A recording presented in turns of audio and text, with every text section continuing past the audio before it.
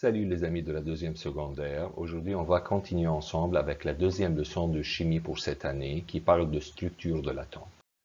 Dans la leçon dernière, on a vu une introduction historique pour l'atome, ce qu'ont fait les philosophes grecs, l'idée d'Aristote, définition de l'élément énoncé par Boyle et aussi la théorie atomique de Dalton. Aujourd'hui, on va continuer avec l'expérience des rayons cathodiques de J.J. Thomson. En 1897, certaines expériences ont été faites sur la décharge électrique à travers les gaz. Quand vous savez que dans les conditions normales de température et de pression, tous les gaz ne permettent pas le passage du courant électrique, mais si on fait le vide dans un tube en verre de manière que la pression soit très basse, le gaz devient conducteur s'il est soumis à une différence de potentiel convenable. C'est ce qu'a fait J.J. Thomson dans son expérience, comme vous voyez dans le schéma ci-dessous. Sous une tension de 10 000 volts, des rayons invisibles sont émis de la cathode en éliminant les parois du tube de décharge.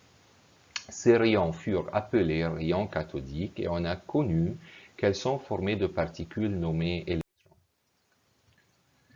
Ces propriétés des rayons cathodiques, ils sont formés de particules matérielles infiniment petites, négativement chargées, se propagent en ligne droite, ont un effet thermique, sont influencés par les champs magnétiques et électriques, ne dépendent pas de la nature de la matière de la cathode ni du gaz utilisé, ce qui prouve qu'ils sont parmi les constituants de toutes les matières.